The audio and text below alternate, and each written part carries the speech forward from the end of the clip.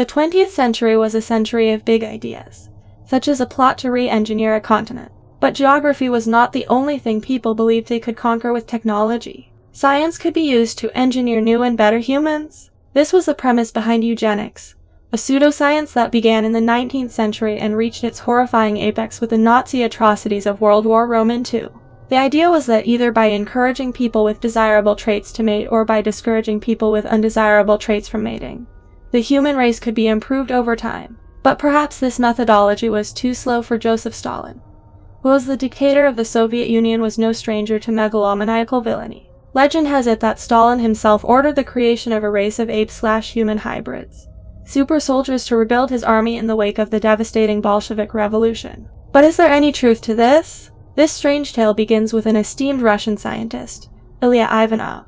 He was famed for his work artificial insemination in horses. He used his pioneering techniques to produce hybrids of various other animals, including a zebra/donkey hybrid, Zedong. As early as 1910, Ivanov speculated as to whether it was possible for apes and humans to produce hybrid offspring. In 1926, years after the revolution, Ivanov got his chance to test his hypothesis. The Soviet government gave him the equivalent of $10,000. He was to work with the Institut Pasteur in Paris, and to utilize their facilities in French Guiana. When he arrived in Africa, though, he found the facilities in a shambles. The only chimps there were juveniles who hadn't yet reached sexual maturity. Later in the year, he was able to get his hands on 3 sexually mature chimps which he artificially inseminated with human sperm. However, when the chimps failed to conceive, Ivanov decided to take a different, and much more horrific approach. He hit on a plan to artificially inseminate human females with chimp sperm.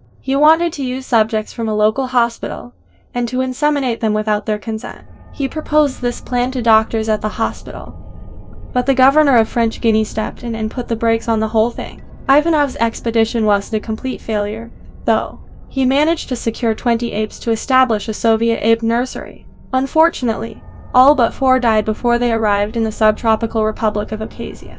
Once Ivanov established the nursery, he set out to find female volunteers to undergo artificial insemination. He managed to find 5 willing women, but the apes he managed to bring to the nursery all died before he could perform his experiment. By 1930, the ever-shifting political winds of the Soviet Union had changed. Before, positive eugenics was in vogue among the Soviet elites. By selectively breeding the best citizens, the Soviet Union could cultivate a hard-working, communal-minded population.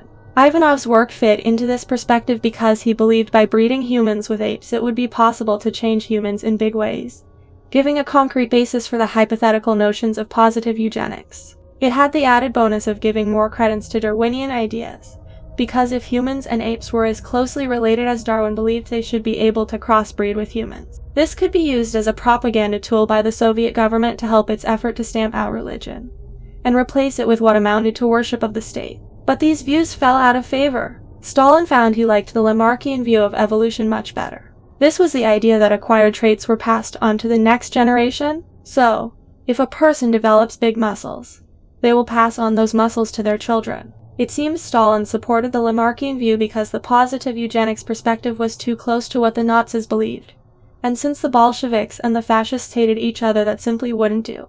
A bit like how the Nazis wouldn't accept the theory of relativity because a Jew came up with it. So, those who fell on the positive eugenics side of the spectrum were swept in a purge of the Soviet scientific community in 1930. This included Ilya Ivanov, who was accused of being a saboteur by a fellow scientist when his artificial insemination equipment malfunctioned. Ivanov was exiled to Kazakhstan, where he died 2 years later?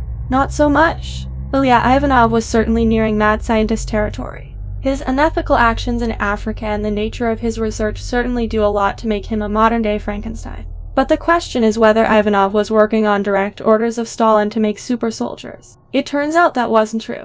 Stalin probably didn't even know about Ivanov's work, other than what he might have seen in the papers. The bit about the super soldiers came from an article in the New Scotsman, where they cite recently uncovered documents as a source, but there are no links to any of the sources, nor any other attribution. After the New Scotsman article, the notion of the ape super soldiers took off when the History Channel show Monster Quest did an episode on the topic. Creationist websites also widely circulated the story. It fit well with their worldview, since in their minds the failure to hybridize apes with humans overturns evolutionary theory. It didn't hurt that it linked Darwin's theory with a sociopathic atheist dictator, either. While the urban legend brought a lot of attention to the case, the real story is about the intersection of ethics, science, and politics. The question wasn't whether Ivanov could have hybridized humans and apes, but whether he should even try. These sorts of ethical questions are more pertinent today, with the advances in biotechnology that make things possible that Ivanov couldn't have dreamed of.